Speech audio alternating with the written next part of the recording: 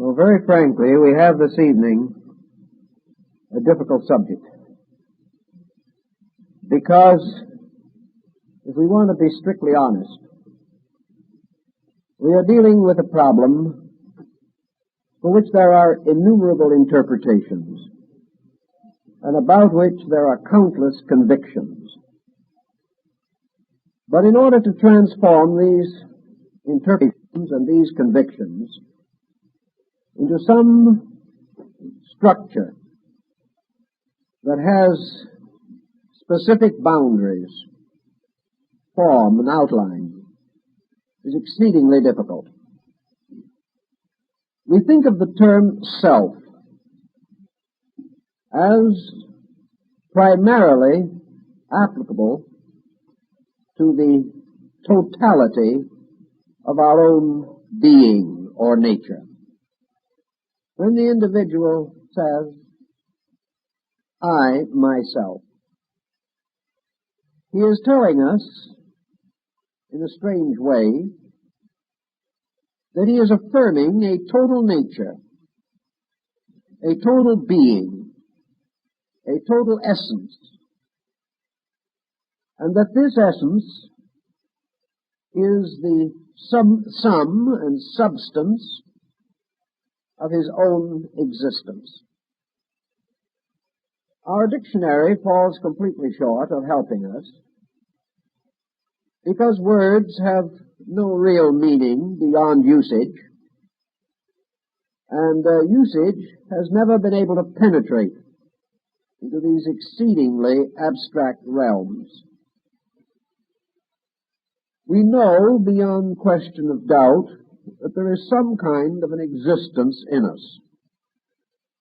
And in the previous discussions of this series, we have examined various aspects of what we might call the self-syndrome.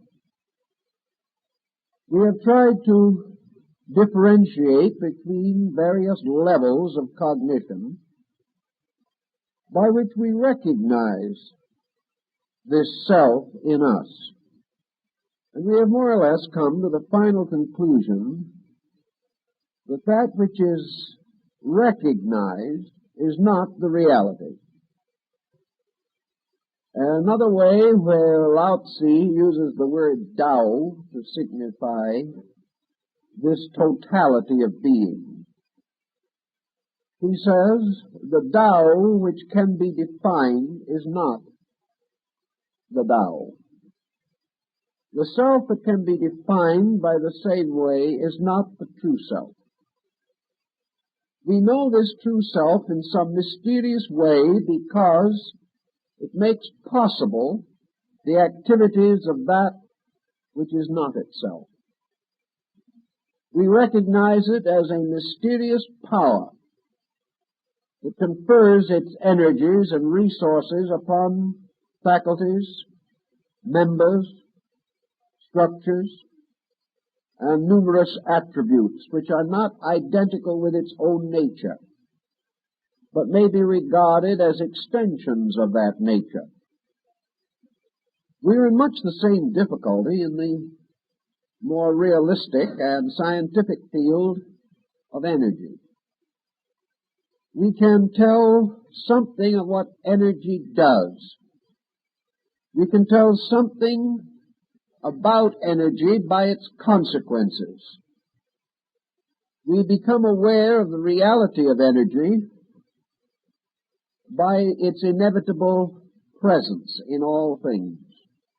Yet we are still at loss to adequately define its own nature.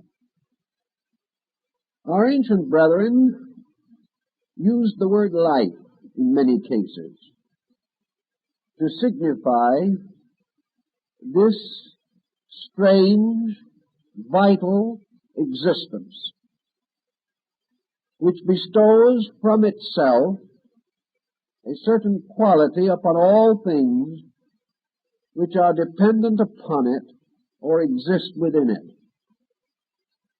We divide life into two general areas, organic and inorganic. We recognize organic life as being clearly expressive of life itself. And we recognize certain qualities which make up organic structures. We know that they possess powers of accommodation, powers of reproduction, powers of growth, of assimilation.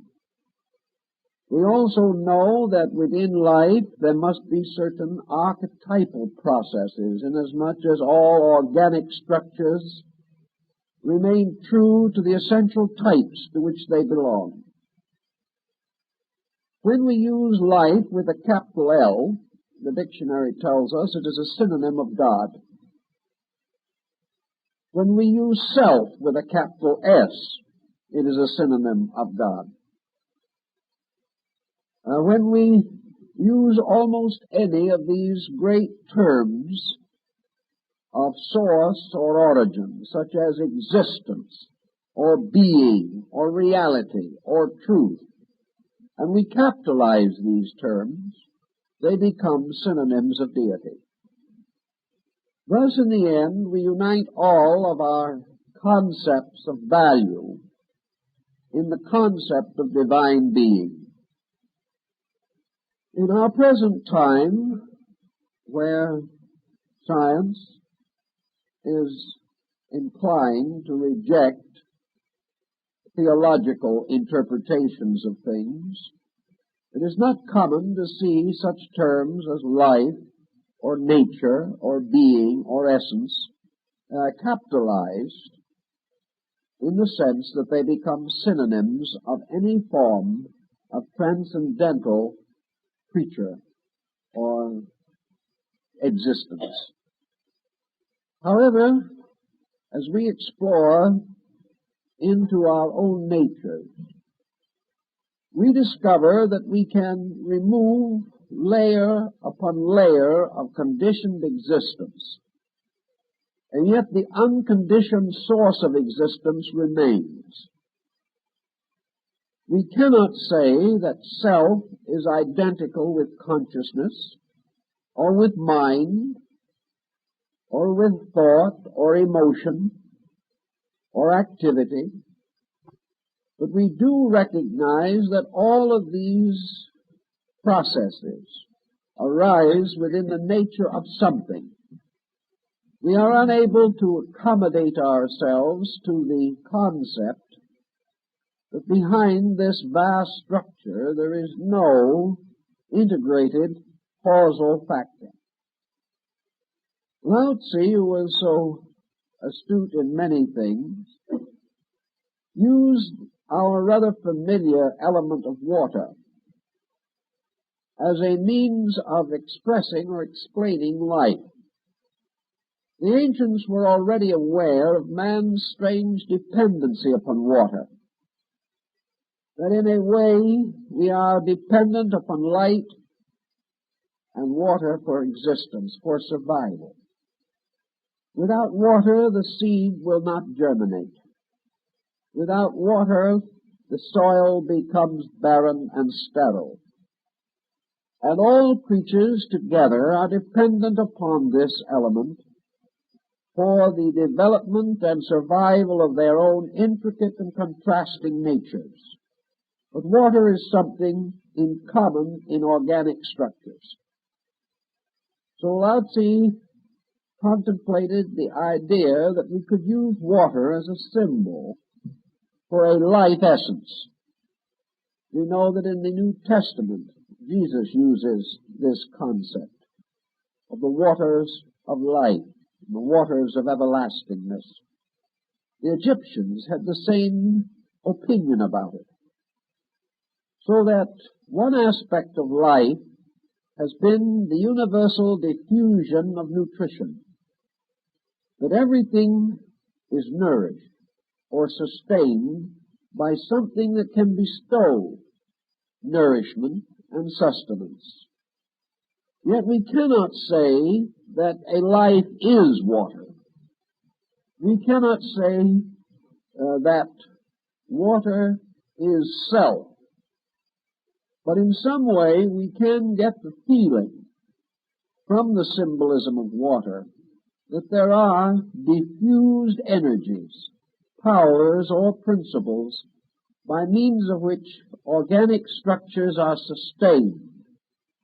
And we know, theoretically at least, that inorganic structures must also be in some way sustained, although perhaps not in quite the manner with which we think of sustenance. In the Oriental systems, Buddhism and Hinduism, there are certain points of view that are worth considering. Both the Hindu and the Buddhist recognized a certain illusionary kind of existence. They held definitely that the personality or the individuality with which we are aware or with which we are acquainted is not the true self. They recognize that the personality, the individual as he is here in his daily living, is not merely a complete reflection or manifestation of the total selfness behind him. In some way, this self, deeper than thought, deeper than intuition, deeper than instinct, older than any manifestation that we can think of or cause to arise within imagination, deeper than any of these things, there is an enduring fact, a fact of aliveness. This fact of aliveness in specialized creatures has specialized manifestation. The individual can not only be aware of himself in a sort of dim, shadowy way, but he can be aware of other selves. He can come to realize that he lives in a world of beings, each of these beings dimly aware of an innate selfness. Yet there seems to be no causal bridge between these, no mysterious nexus that binds them together. In each instance, the self remains recondite, difficult to approach, and separate. We are not able to suddenly become another person. We are not able to share in the internal experiences of other people. We cannot find a point in which consciously we experience ourself as the self of someone else, or for that matter, anyone else's self as identical with our own. Vedanta and other Indian philosophies affirm, however, the existence of one self, and that this one self animates all of the different individualities, this infinite sequence of beings suspended from being. These same people affirm it to be mystically true, to be experienced by certain meditational processes, that we can transcend individuality, that we can reach a condition or point in which we are no longer constantly aware that we exist as totally isolated creatures. By meditational disciplines of yoga or Vedanta, the individual seems to experience himself as coming nearer and nearer to a universal reality, subjective, not necessarily distant, but certainly obscure as far as his objective consciousness is concerned. Yet it is very doubtful that even the Vedantic or yogic mystic has ever reached a state of consciousness in which he has experienced an identity with another person. He may have experienced what he feels to be an identity with deity. And he affirms that this identification must inevitably cause him to be one with all other living things. But this identity does not cause him to become instantly aware of his brother's pain. He can intellectually be aware of it. He can experience it as occurring in his own consciousness. But it is something which he himself has fashioned. He can say to himself, I have suffered. I have suffered as my neighbor has suffered. Therefore I know his suffering. And in the quietude of meditation, I can re-experience my own suffering and become intuitively aware that he is in a similar condition. But what he is actually doing in his meditation is creating a sympathetic interpretation in his own nature. He is not actually this other person. He is trying to feel the need of this other person. And if he reaches a high degree of proficiency in this, he becomes an exceedingly compassionate being, with a continuing remembrance of the limitations and imperfections of himself, therefore continually charitable of the limitations and imperfections of others. Thus he may gain a certain insight, which may be termed an extension of consciousness. He becomes acutely aware of other needs, but he is rescuing this awareness from the needs of himself. He is reviving the story of his own pain and becoming capable of re-experiencing it when he thinks of the pain of someone else.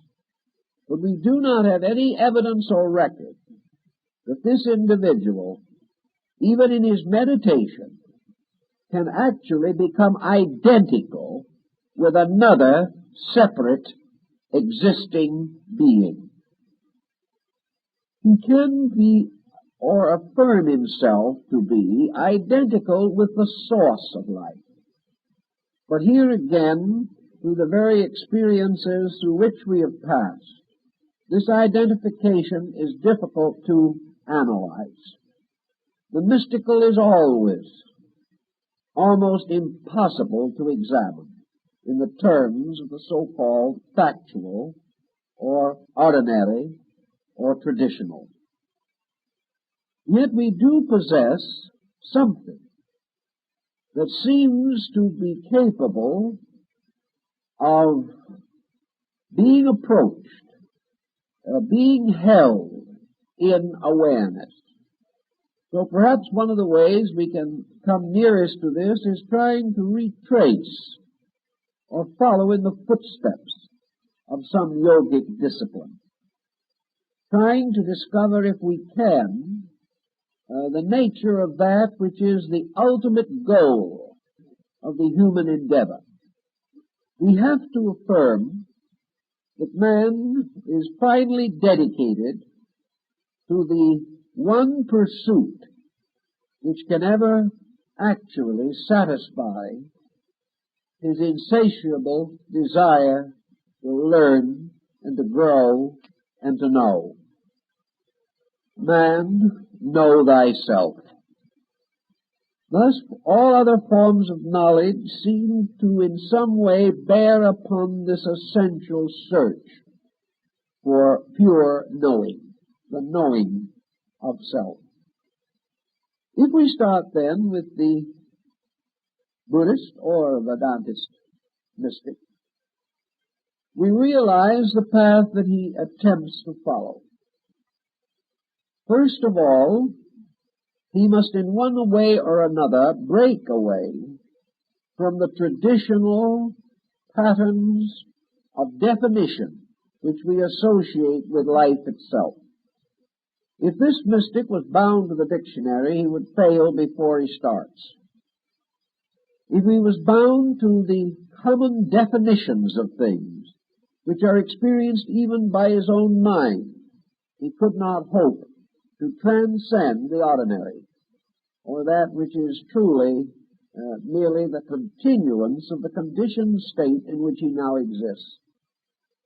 So the mystic in the beginning recognizes the necessity of stepping across from one state of being to another. He attempts to do this first by disentangling that part of himself which he calls the knower from that part of himself which cannot know. He tries to liberate mental energy from mental process.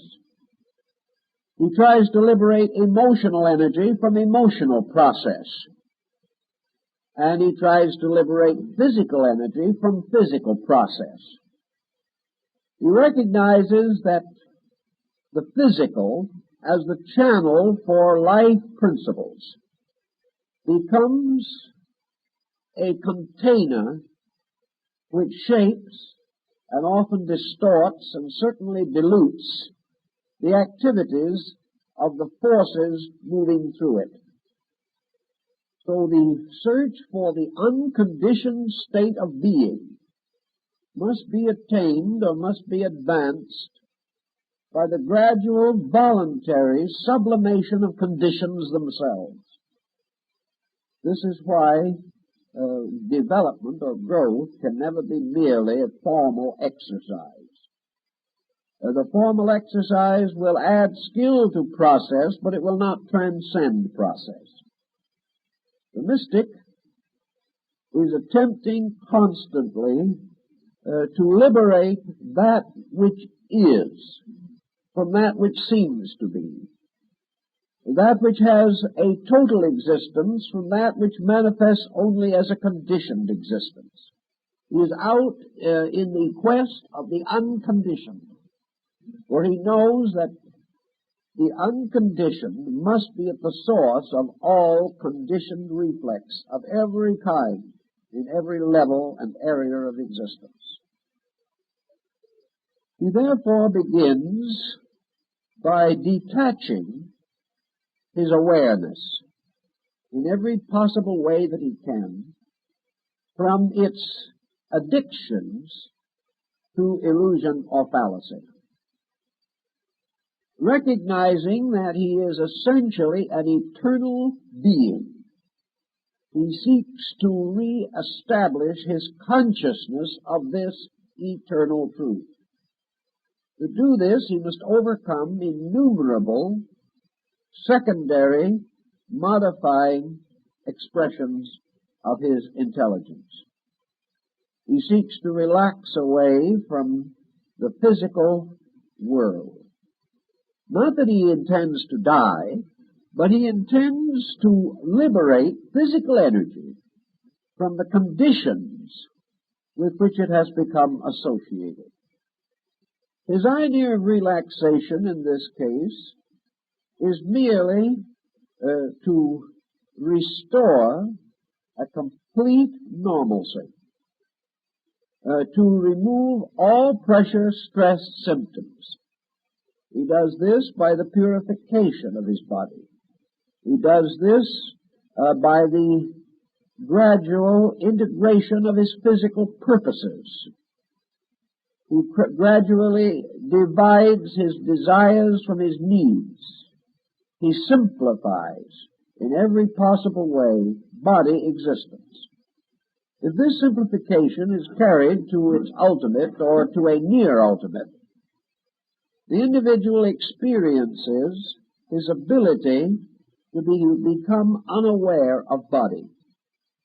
This does not mean he neglects it, but it means he becomes unaware of it as a conditioning factor of consciousness. He therefore can, as in yoga, experience the state of existing in space, unaware of body. He is no longer a person with hands and feet. He is a condition of consciousness. The body still exists. He can draw his attention to it at will. But when he does not so focus his attention upon body and cause the various energies of life to stimulate body reflexes, he is just simply not aware of body. The moment he is not aware of body, he discovers that in a strange, mysterious way, he is no longer aware of the physical universe in which he lives. He becomes consciousness inhabiting space. He is no longer aware of time or place. He finds himself timeless and placeless, but at the same time in a place at a time. He then goes on to the next problem of sublimation, and that is to sublimate emotional intensity. He finds that he lives not only in a physical world with boundaries, but in an emotional sphere, which also has set and fixed rules, by means of which his emotional energies manifest themselves in traditional ways. He finds desire. He finds self-interest, self-ness. He finds the impulse of ambition or possession. He experiences the immediacy of emotional attitude, pleasure, pain, misery. He experiences his relationship to life as emotional. If something is extremely wonderful, he may experience it with sadness. He may find himself contemplating deity as Dante did and bursting into tears. He finds the emotional equation there. And this emotional equation is a constant stirring up of conditioned attitudes. So he seeks the sublimation of emotions. He seeks to attain desirelessness. Not because he wishes to be less. And this is the problem that the non-mystic is always concerned over. The non-mystic feels that if he does not desire, he is emotionally dead. This is not true. The suspension of desire is in a strange way the fulfillment of all desiring, inasmuch as separate desires rising from a common desiring are insatiable in their demands. But to be relieved of the separate pressures is in some way to become aware of the total meaning of desire itself, to penetrate its conditions and discover the essence or substance of the desire energy. If he is able to quiet his desires so that he finds a tranquility or peace within himself, he then discovers that the world of objective desires, of sensory desires, gradually fades out, just as the physical world faded out when he relieved his consciousness of the burden of body. As his desires go to sleep in meditation or quietude, he therefore experiences the opposite of the state of desire, and that is peace itself. The whole of space suddenly becomes completely peaceful, because all of the pressures which he experienced arose within himself and were communicated to him from within by a subtle mechanism, which we call this process of the machine of the sensory perceptions. These perceptions work from within and from without. So if the mystic or yogi is able to quieten desire, he lives in a universe of quietude, a universe of peace. But this is not his end. He must go one step more at least, and that is, he must find some way of sublimating the mental process.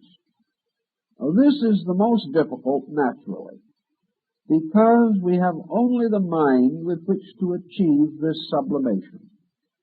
Yet the mystic is convinced that mental individualization also sets up conditioned existence. That as the individual thinketh, so is he. That the mind is subject to its own peculiar intemperances and intolerances.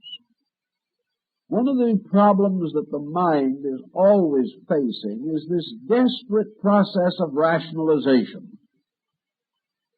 The mind, in order to accept, must be able to make the objects of its acceptance reasonable to itself. The mind, therefore, sets up a kind of censorship, and it demands answers. In a way, probably, the scientific thinker is the most complete flowering of the pure process of mind. For philosophy represents mind combined with certain deeply emotional factors. But in pure science, the search for pure fact, a search using only certain standardized means which have been set up as categories of procedure. This is the mental way of doing things.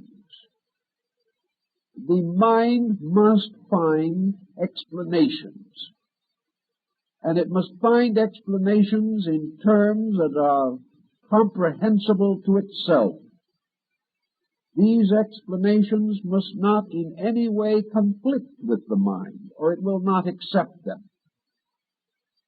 So the mind, in a way, shortens or lengthens the facts to its own peculiar standards of measurement. The measuring, estimating, reconciling, synthesizing processes of the mind finally manifest in what we like to call higher criticism, which doesn't mean that we're simply out criticizing people. Higher criticism simply means the application of mental laws to mental problems and the determination of the individual to be true to the mind when an emergency arises between, we will say, thought and emotion. This process of mental examination would cause us to naturally desire to put the universe in order as a system of factual processes, structures, and laws. This putting the universe in order, however, transcends our ability. We cannot. We cannot even fully grasp the detail of order. We sense the totality, but we cannot analyze the process. And the mind, frustrated in its analysis, loses face, loses cast, and loses orientation. The mystic, therefore, must proceed to this point in which he is no longer dependent upon the mind to provide him with the assurances of reality.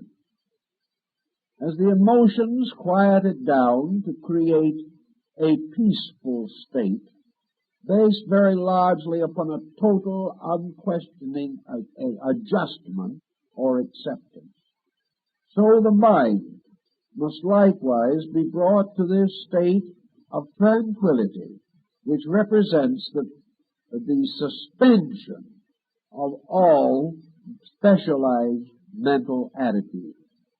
And as the mind is a structure of specialized attitudes, the moment these are no longer encouraged, as long as this process of mental dissection of phenomena is not sustained, the mind reaches a point where it likewise has only the rudimentary realization of the suspension of its own nature, which ends also in mental tranquility.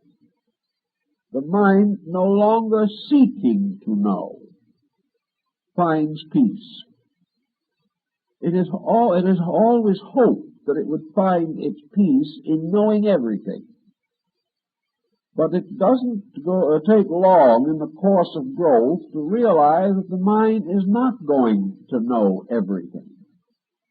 To suddenly confront this fact with hopelessness is a complete frustration of man's natural searching. He must have a different attitude in which the mind neither condemns him for his limitations or itself for its own inabilities and ineffectiveness. So in yoga, the mind also is brought into a state of total suspension. When we have this chain of vehicles all in a state of suspension, what do we have left? We have apparently one thing left. Namely, we have the power by which we brought these physical, mental, emotional factors into a state of non-aggression. Theoretically, if we bring anything to a state of absolute equilibrium, that thing can no longer change itself. If equilibrium is attained, we take the dynamic out of this quality or force that is brought to balance. Once a thing is balanced, it cannot of itself destroy its own balance. Therefore, something else must destroy it. It must be in some way subjected to a conditioning situation. Now, the point that we want to make is this. When the physical body, the emotional nature, and the mental nature are all brought to equilibrium, the individual does not die. This means that there is a power separate from these things which can break the equilibrium. After a certain length of time, something causes the individual to determine to return again into an objective state. The mystic, having had a certain experience of meditation, achieves a state in which the faculties that we know are suspended, yet the mystic himself retains the right to change this mystical suspension back again and to return again to objective physical consciousness. Therefore, he is not dead, nor has he lost the power to control his own destiny. Some mystics have likened the situation to sleep, inasmuch as the sleeper retains always the power to awaken himself. But he exercises this power when he is in a condition of not knowing that he does so. Therefore, there must be, and is, something that retains a rational, or at least a conscious condition after or beyond the suspension of objective consciousness. So we ask the mystic what this is, and we place him in a most unfortunate condition or position. For all mystics have been uniform in their simple admission that they cannot tell what it is. There has never been an adequate definition for samadhi. There has never been an adequate definition for nirvana, not one that is truly adequate. The individual who has reached this condition of existence, which is superior to thought, emotion, and action, is no longer able to define the condition that he is in. Out of various mystical writings, various traditions about these things, we can put together flashes of insight and fragments of revelation, but we have no adequate picture. One mystic will say, much as Dante did, that in this condition he was in the state of pure transcendent bliss, that everything was strangely, wonderfully, and inevitably right. Also, that everything was extraordinarily beautiful. And in some instances we have descriptions of magnificent color pageantries. The universe unfolds into a magnificent spectrum of color that is not to be found anywhere in mortal existence.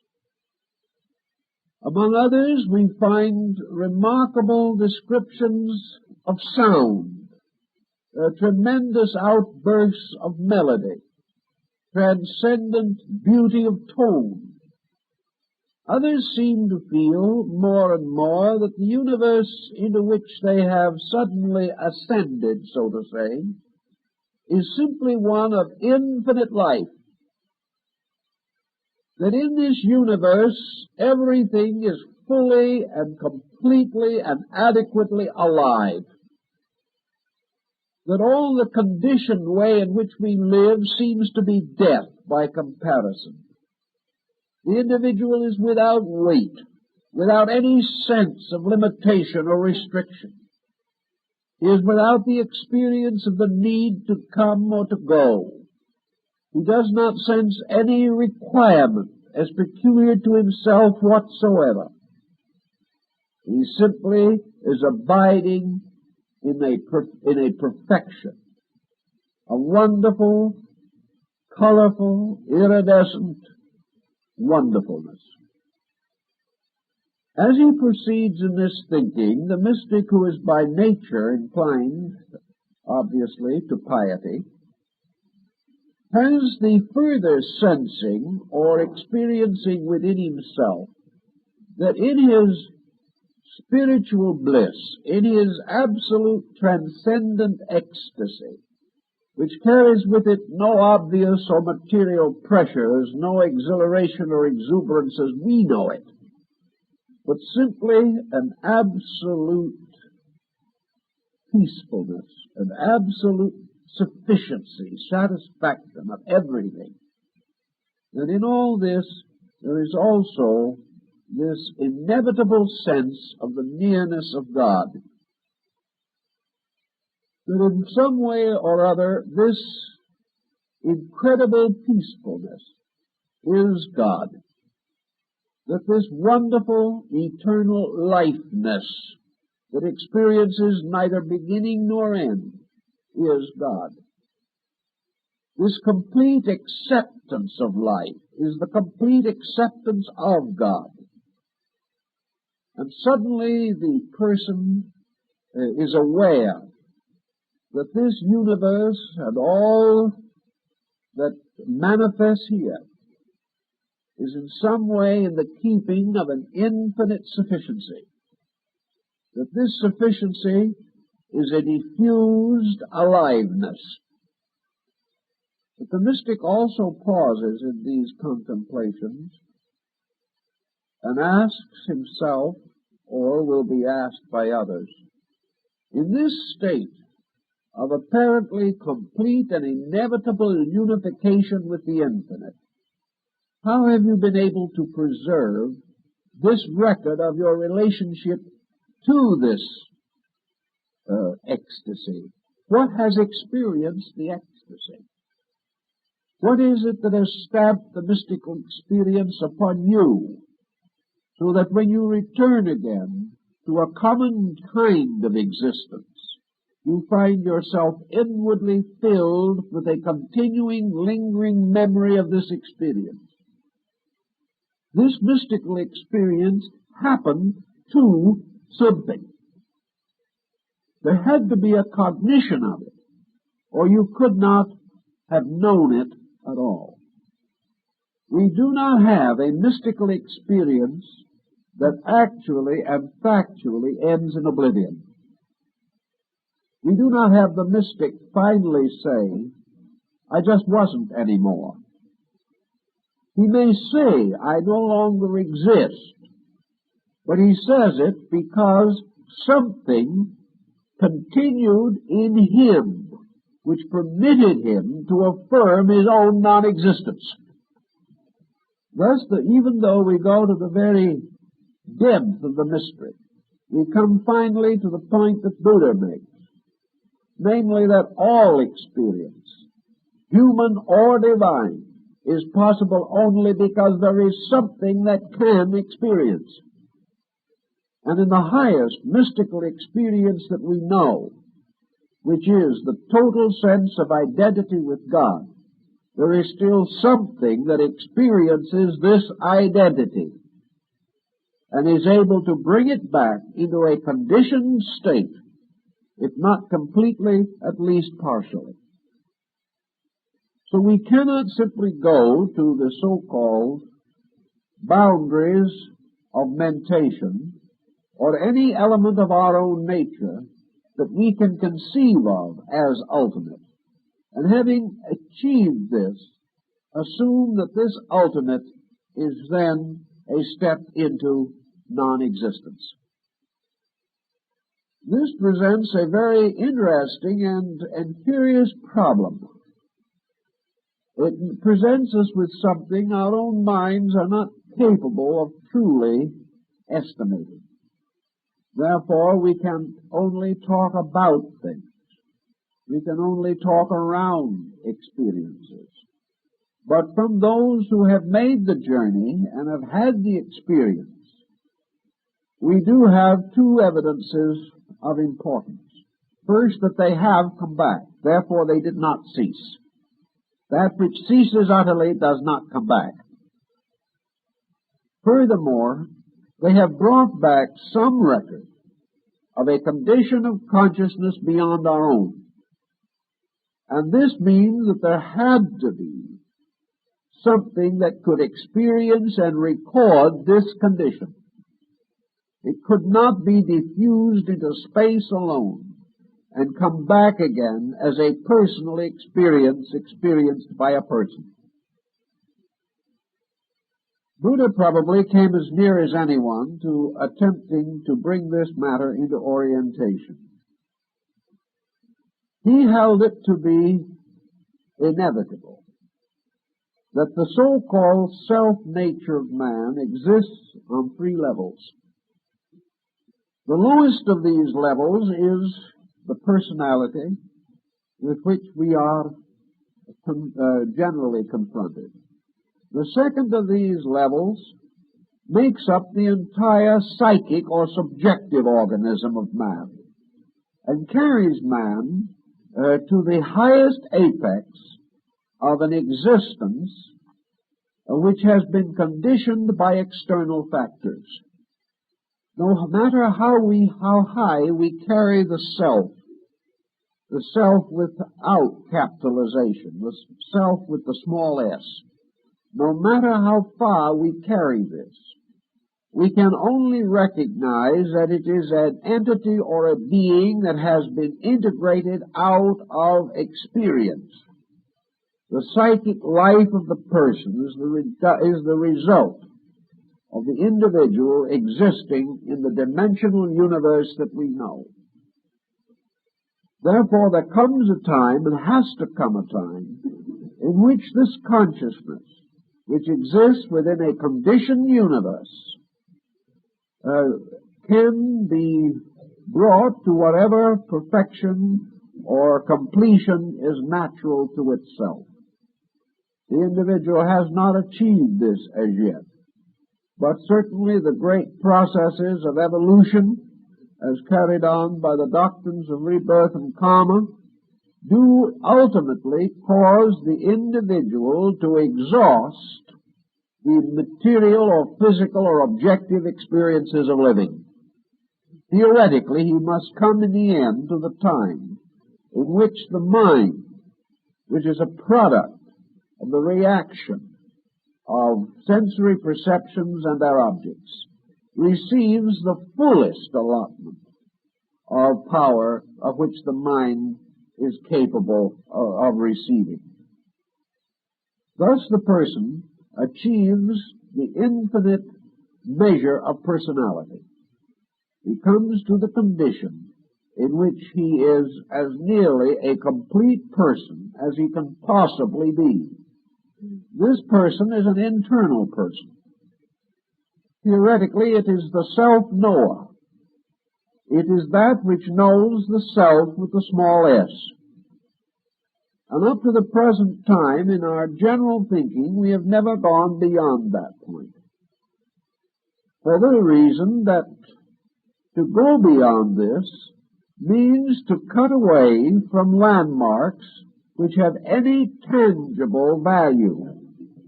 The moment we leave the world of conditioned existence, we leave the self which has been created by the experiences of conditioned existence.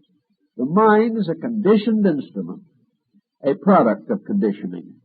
The emotions constitute together a conditioned instrument, conditioned by feeling.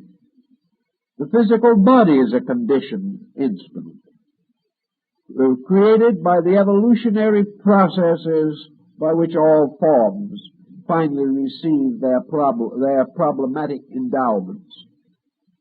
So we finally terminate man as a conditioned creature. And then what do we have left? What we appear to have left is, as Buddha tells us, is man himself, that in some mysterious way eludes all of these conditioned interpretations of his own nature. We can divest him of all conditions, yet he does not cease. We can take away from him all attitudes, yet he does not die. We can gradually cause the suspension of every faculty, emotion, thought that we know of. And yet the individual, relieved of the pressures of all of these, does not totally cease to exist. This has to mean only one thing, that there is an existence completely superior to embodiment, an existence which is not embodied, an existence which is not involved directly in any of the involvements of condition. If this were not true, then man, developing his own resources, would ultimately come to the point where he could use resource to transcend the mental emotional faculty pattern and retain rational awareness.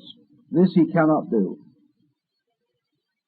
So we have to finally divide this pattern, much as the Gnostics did, and recognize that there is not only the world principle, il d'abord, there is also a twofold superior nature, by means of which this lower world is animated.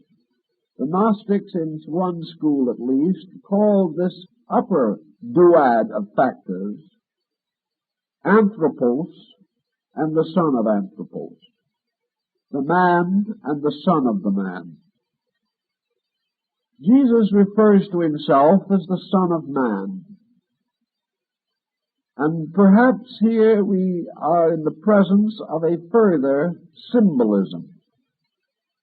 For what we generally call the highest part of man himself seems to be this psychic entity, this mysterious causal root of our own experience. So that somewhere at the summit of the experience of ourselves is the sense of the blessed experience of virtue, the experience of all things in their noblest and in their best. And these things thus become, so to say, the fabric of our highest psychic or soul consciousness. This could well be the idea of Anthropos, the son of Anthropos. This is that part of man's existence which brings him as near as he can come to that existence which is beyond him. Perhaps another way of approaching it, much again in the Eastern theory, is to say that in addition to the inorganic form of life which we see around us, and the organic form of life to which we belong, there may be a third form. This third form, which is distinct and different. This third form, which can be a truly super-organic existence. An existence, however, that does not imply merely the pressing of the organic up to a higher level. There may be a level that is transorganic, that has a complete existence apart from the two that we recognize as the kinds of life which fill the universe. There may be a third order of life. This third order of life could be as different from the lower as the two lower are from each other. It could represent an entirely different kind of existence, a different dimension of existence, making use of faculties or powers or energies or principles beyond anything that we can even imagine. Buddhism takes this position, particularly the Northern school. It affirms that primarily that when man attains to the summit of the small self, when he comes as far as he can come toward the totality of his own experience of himself, he suddenly comes to a point or condition in which there can be no further such experience. He is then confronted with a dilemma, because beyond this point in which his own mind, being refined to its greatest possible degree, the mind is no longer able to even conjecture upon what is next. It is no longer able to bring any shadows of rationality out of this mysterious abyss of that which lies beyond itself. Yet the mind can only assume, therefore, that that which is utterly beyond its conception does face death with certain apprehensions, not certain as to its nature.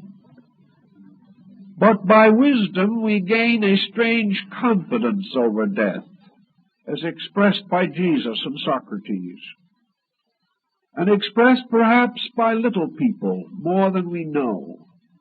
The individual who labors quietly, giving his life, spending it in the service of others, moved perhaps by need or emergency to a gentle kind of martyrdom that we will never really appreciate.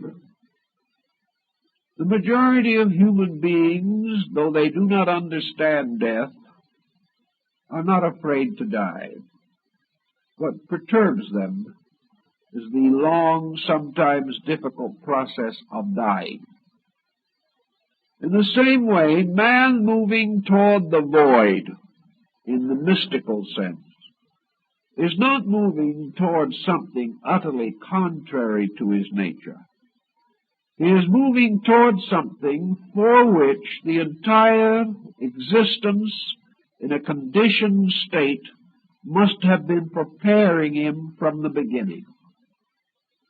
Out of this conditioned state, therefore, there must be fashioned that which is necessary to carry man into the unconditioned state, or into a paraconditioned state beyond his present understanding. It would appear, then, that the entire experience of evolution, while it gives man an infinite number of faculties and powers and expressions and experiences and conditions, is actually all of it moving toward the mystery of the void. It is moving the individual toward this infinite point of transition, which culminates all life-death experience as we know it. It also becomes reasonably obvious that somewhere in this experience the individual must let go of the final thing that remains to him, and that is this mysterious thread of selfness that extends into and through even the deepest meditations of the mystic. There is some time in which the individual must cease to struggle against the infirmity of existence, just as there comes a time at the end of physical life when the individual must quietly resign himself to the transition. Accepting all things, he must accept the transformation of himself into something else, or into some other condition or place different from his present understanding. Perhaps this is one way in which we learn the lesson, namely that every single embodiment through which we pass, by the very nature of itself and the nature of the faculties with which we must experience embodiment, leads us in the end, in every case, to the experience of the void, whether it be the small experience or the vaster one. Once, as Buddha points out, once the individual has stepped across between these two conditions, he cannot return. He cannot come back from the void, because something has to happen in that transition, by means of which he breaks the link between himself with the small s for self and himself with the large S for self. He can return from the death of the body and be born again while the body principle continues to be active. He can rebuild his emotional bodies and he can rebuild his mental bodies in the processes of continual re-embodiment. But something has to happen when he steps into the mystery of the void. In that transition, the unit, the center, the focal point around which the total illusion of existence moves, this point is changed. If, as the ancient mystics affirmed, illusion is the foundation of separate existence, then if the illusion is completely removed, separate existence is removed also. Now, no one can really explain this matter except perhaps in terms of an arbitrary concept. But there may be the time when we will be able to trace it somewhat more effectively than we do now. Unfortunately, in these times, we are not trying to trace it. We are concerned only with our objective existence. If we had devoted half the energy to the conquest of ourselves, or the understanding of ourselves, that we have devoted to the effort to understand lesser things, we probably would at least have a greater insight into our own need and its ultimate solution. The southern school of Buddhism, the Hinayana, was called the Lonely Road, inasmuch as it was the search for the void as the immediate end of the life of the dedicated arhat, or saint. It was the duty of the Buddhist mystic in the early or primitive system of Buddhism to reject and renounce all things, and taking upon himself the robe and a begging bowl, to go forth to the extinguishment of his own personality. He must step by step tear down the mysterious involved structure that imprisoned him in the illusion of materiality. His only end, his only goal, his only purpose was final immersing of his entire nature in the void, the total extinction of himself in eternity. Now, it is amazing that such a doctrine would have had a great, powerful, important following, for it seems to be the most complete fatalism that is imaginable. How was it, then, that millions immediately rejoiced at this idea? The only answer to it has to be that somewhere within the deeper part of man there was the realization that this was true. That while the mind and the emotions could not justify the procedure at all, nor could any practical consideration as we know it support it, but somewhere inside of man, perhaps, there was this primordial or primeval realization that the entire economy of consciousness was pointing in this direction. There could be no other end. But when the Northern School arose, the lonely wanderer seeking only the extinction of himself was no longer acceptable. Perhaps it was due to the fact that the faith passed into the keeping of other nations, other races, other times, other social groups with different basic attitudes toward the problems of life. These other groups, however, all agreed upon the same fundamental premise. At the end was the void. None of them changed this or modified it in any way. But the Northern School took the attitude that when the hour of decision comes, when the individual, having achieved enlightenment, contemplates the extinction of his own nature, that there should be a further contemplation, namely, that having achieved what very few have ever accomplished, having come as near to eternity as man can come and live, having approached the void to the degree that it became a strange drawing power which seemingly reached out to grasp the individual and absorb him. Having attained this, it was the better part of compassion and charity and benevolence to turn back and to devote further conditioned existences to the service of those in greater need.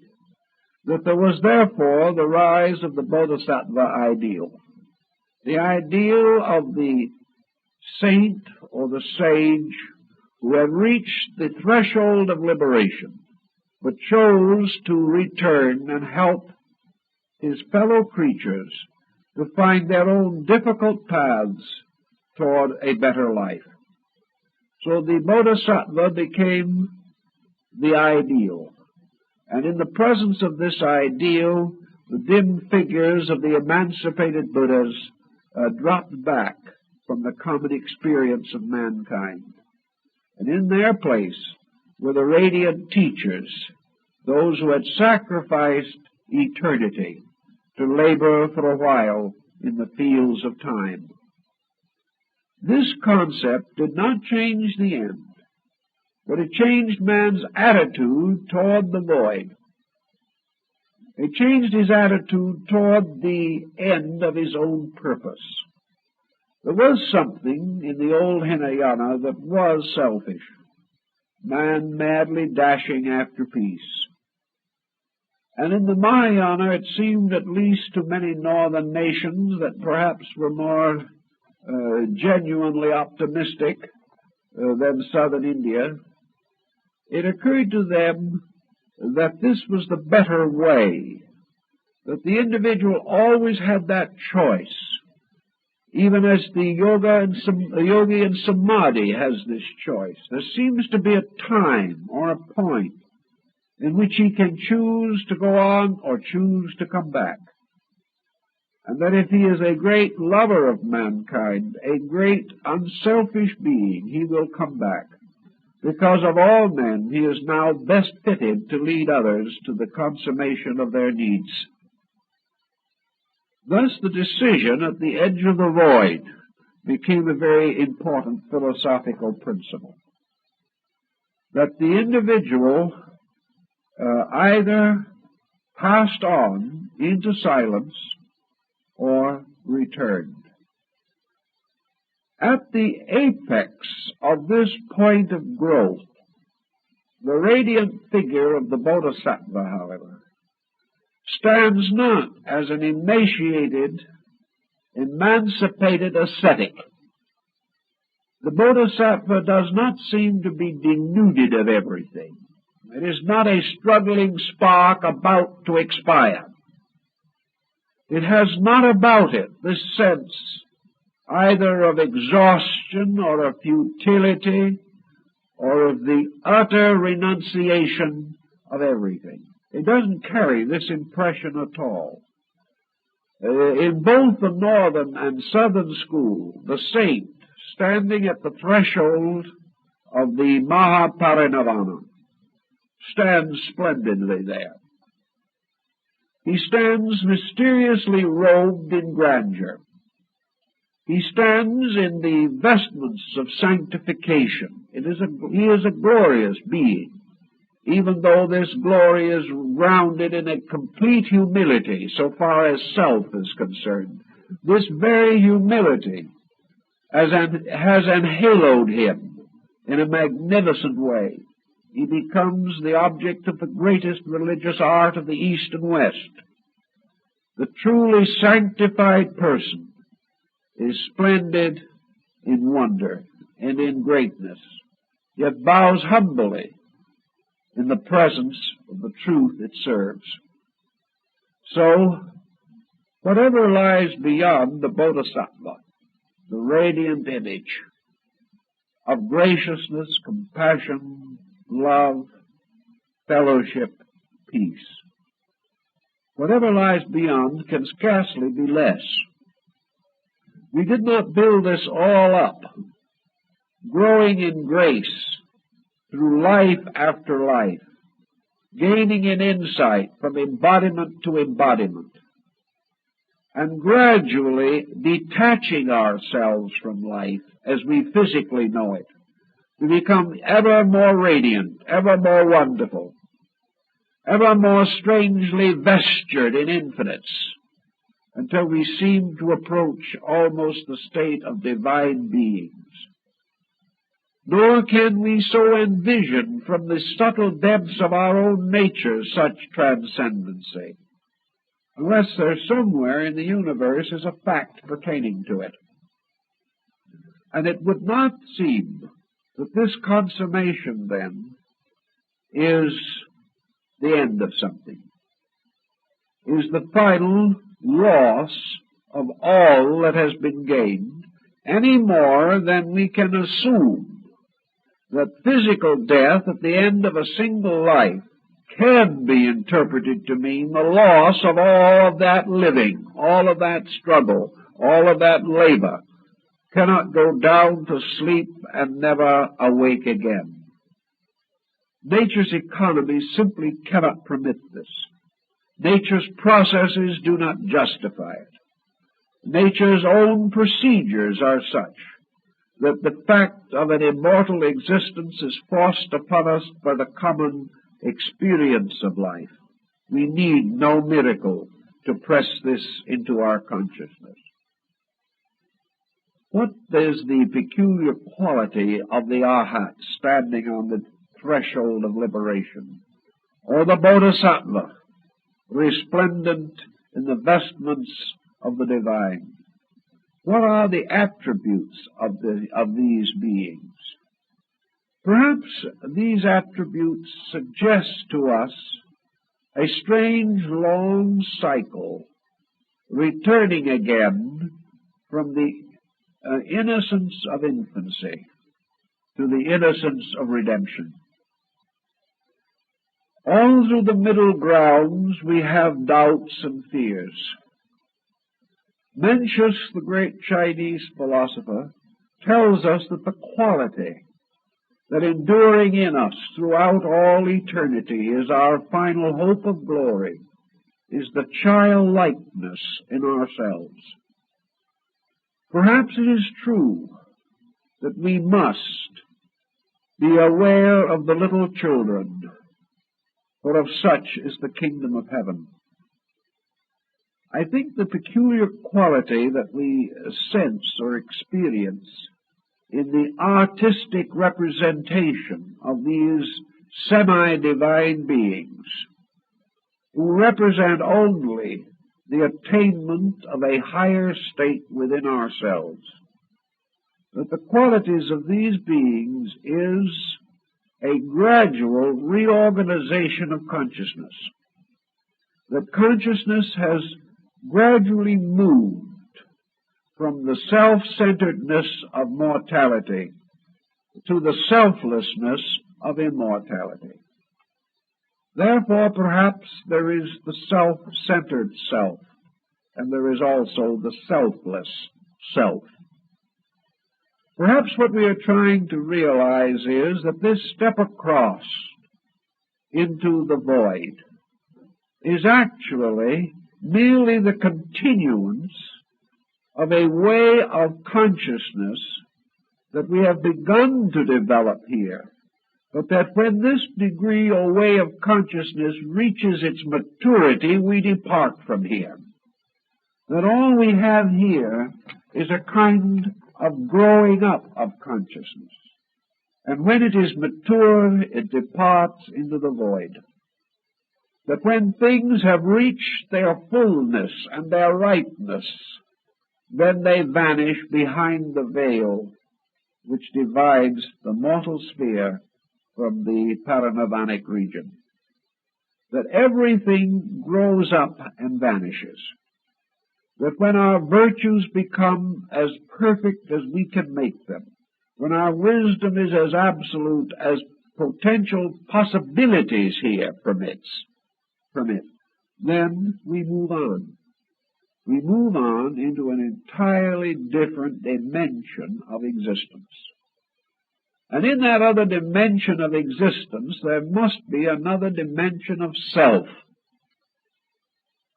The fact that we have this experience also means that at some time remote, at some way remote, this other dimension of self must also have been part of our primordial equipment. That it was this other dimension of self that precipitated the self with the little s. That in some way, after a certain time, we return again to that condition from which we departed. We return like the prodigal son to his father's house. We return again in this strange cycle which carries us into the darkness, through the great circle of the Nirvanas, and finally brings us back again to the threshold of the causal world, the world which we cannot express or cannot explain here. This is essentially, then, the concept that when we have finished here, we are starting somewhere else. We are not starting in the sense that we are beginning again in the strange physical darkness which marked the dawn of man's mortal existence, but we are moving into another condition in which we have to have an entirely different group of instruments. Whatever that condition may be, the eternal principle within us must create another kind of self. It must create another kind of conditioned being of some nature to function there. We cannot assume that the parinirvana simply means the universalization of our energy. The void becomes symbolic of the great sea of Maya or illusion on the one hand, but it also becomes symbolic of Tao, which in its own nature is the very substance and life of God. Now we call that which is beyond the void God, not because actually we are sure of this, but because we have run out of conditioned existences with which to associate the term.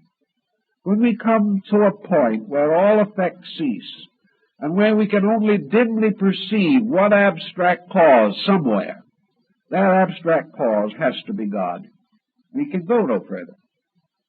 And God still remains the word to sum up our own unknown, the unknown of existence itself, which must be there, but which defies any definition we can ever bestow upon it.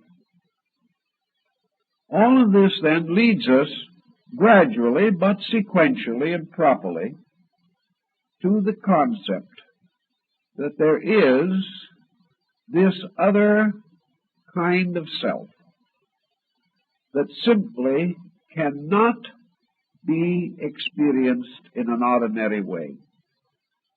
And we come back again to the small self in our own life cycle. Tired, weary with existence, we come to the end of the mortal plan of things, and we enter into this strange mystery we call death. And there we remain for a little time in this mysterious current of life itself.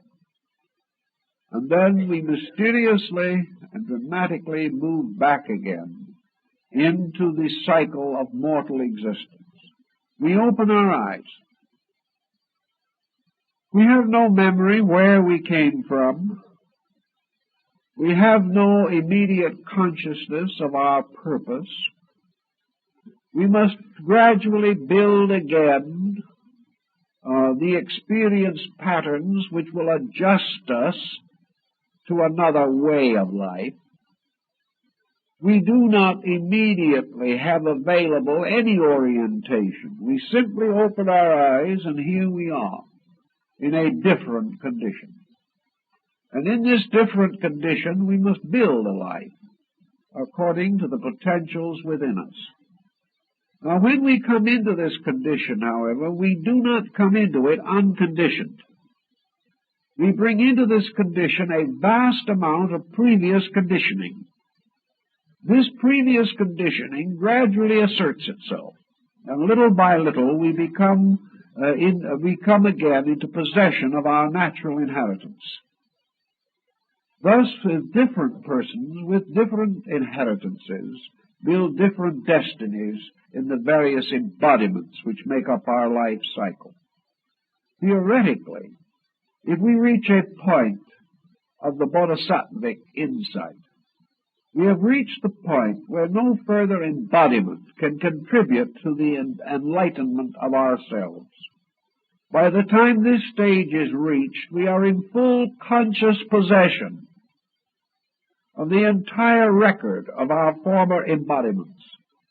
We are in full conscious possession of all experience that has ever occurred to us.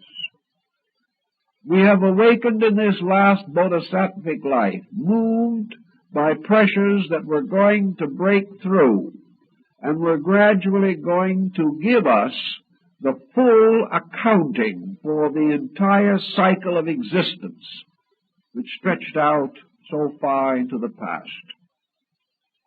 Thus, as we open our eyes into this final embodiment, we come strangely and wonderfully equipped.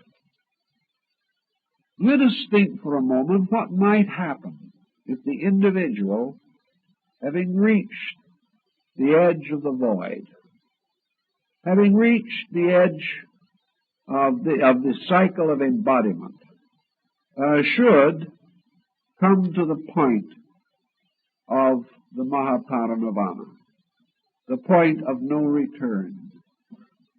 What might happen? He might voluntarily and willingly give up his life. He might give up his existence. He might say, with the final and complete acceptance of the divine purpose, "Thy will be done."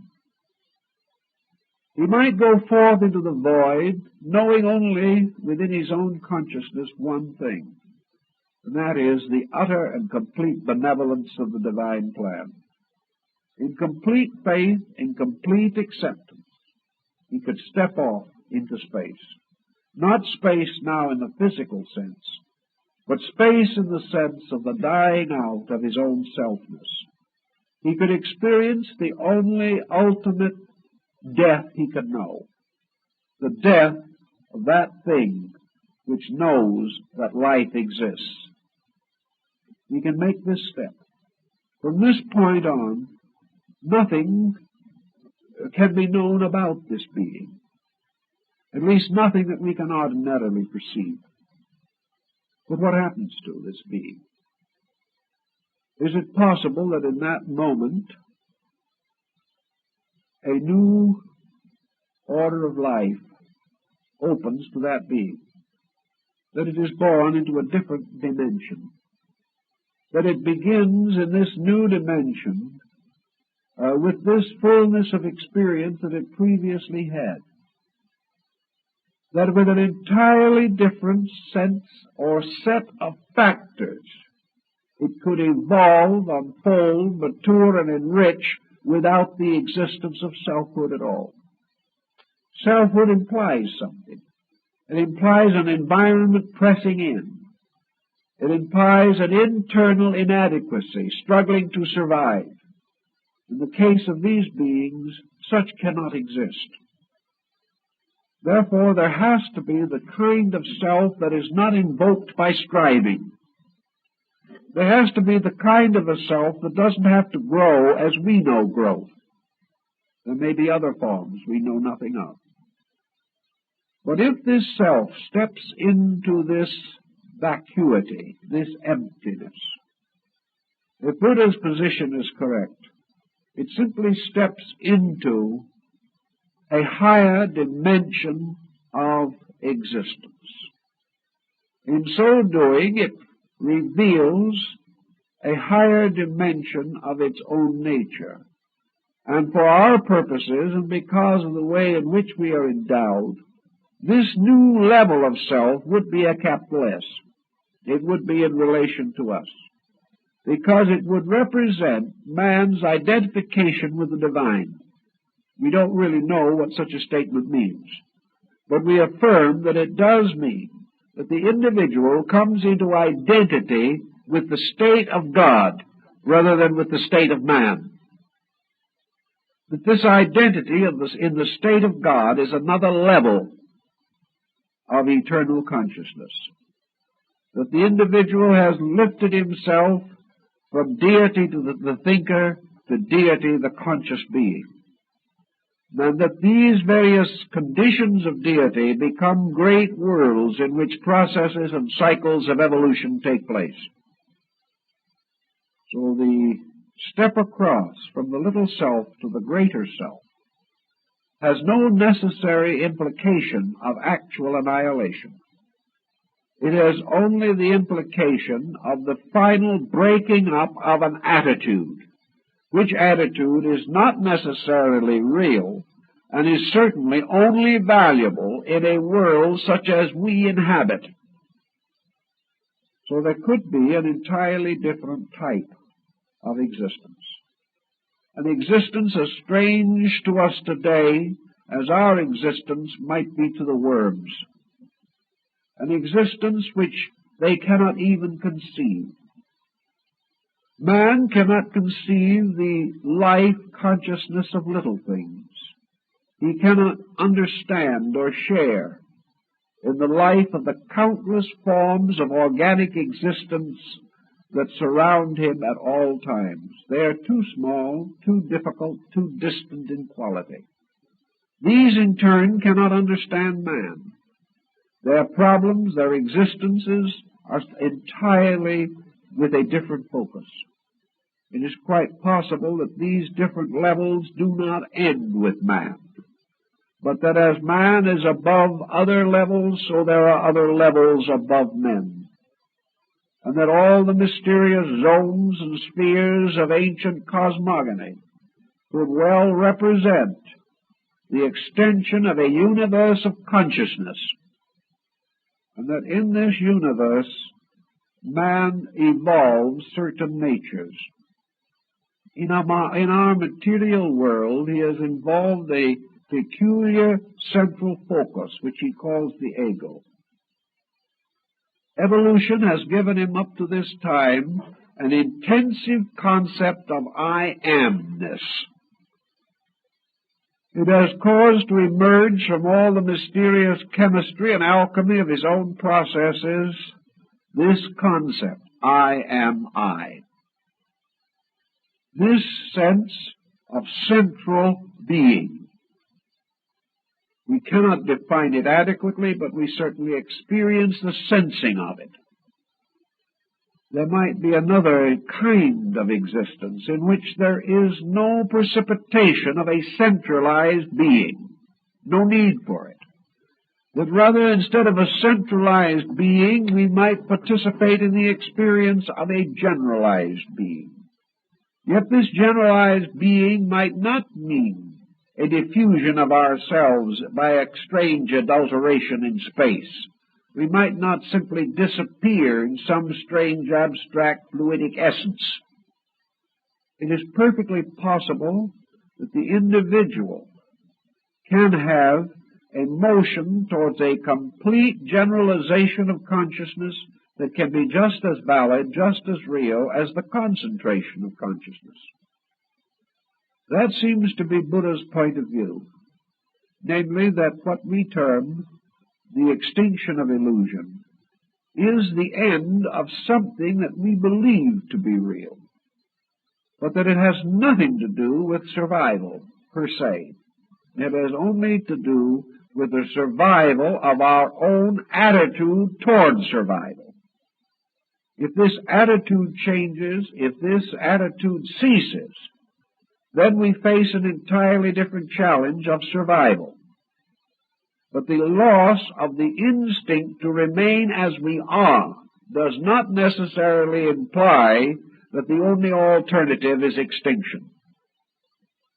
What perhaps we are really faced with is the motion from a negative state in which ignorance presses us toward a state of consciousness, so that what we are building up, what we call trial and error, is merely a pressure due to ignorance, that the individual is inadequate.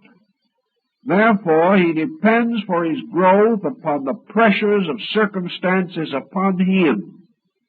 Or, as some might say, he grows by suffering.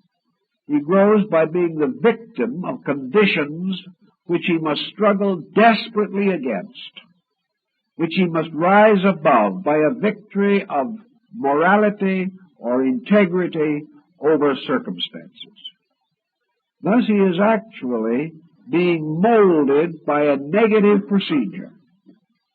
The most that he can hope from this negative molding is that in the end he shall attain the power to survive in the conditioned existence in which he now lives.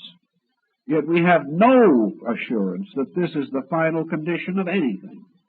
We have no assurance that if the individual lived perfectly in this world, that this perfection would be the ultimate end of anything. Therefore, the Buddhist point of view and the mystic point of view even among early Christian mystics was finally that there must be a time when evolution was no longer man growing because he had to, but that the time must come when man would unfold because he internally knows why and how. That growth would be a voluntary, positive adjustment with existence. And that growth would therefore be the unfolding or the developing or the ripening of the fruit of the tree of consciousness. That the individual would not grow because of the laws around him, but would grow because of the insight within him. Now, this kind of world in which we live now would be useless to him under such circumstances. In fact, would be a detriment, if anything. The individual's opportunity to unfold must be in a dimension of life suitable for this kind of growth, this kind of instruction. So we can assume, perhaps for a moment, that in this the symbolism of the Buddhist lotus has been very adroitly used. Man mysteriously has existed in the bottom of a pool. His roots have gradually dug deeply into the wet earth, the slime, the mud, the elos, from which life crawled. For it is said in ancient Greece that the first empire was Ilium, which was the world of mud.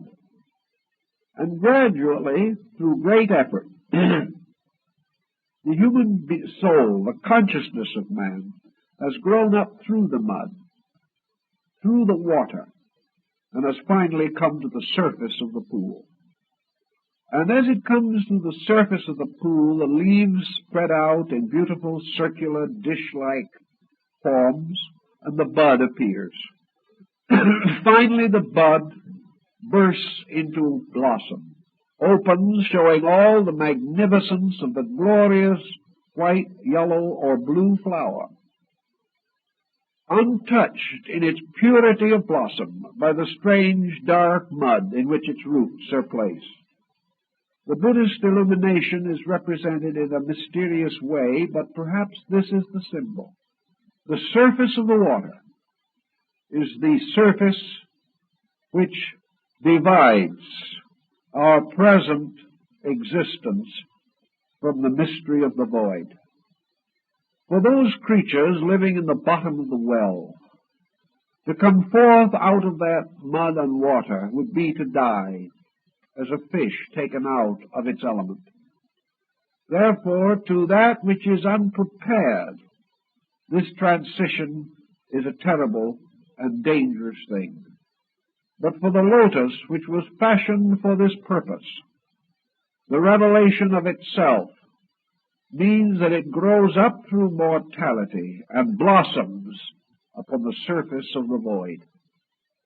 This blossom really represents the birth of the larger consciousness concept, that actually what we would call passing into the ultimate samadhi, or into the mahaparinirvanic state, would be that from this side, from this appearance, something disappears.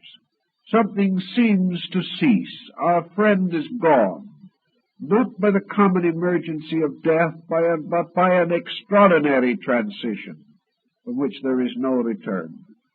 But above the surface of the void, a different perspective might show that at that moment, when this thing seemed to cease, above the blossom opened.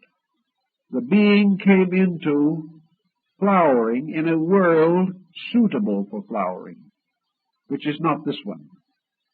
For in this world, things seem to flower, but they nearly always die before the blossoms are perfected. So in this other concept, the flower bursts forth into its true bloom, into its true fruitfulness, only after it has risen into the void.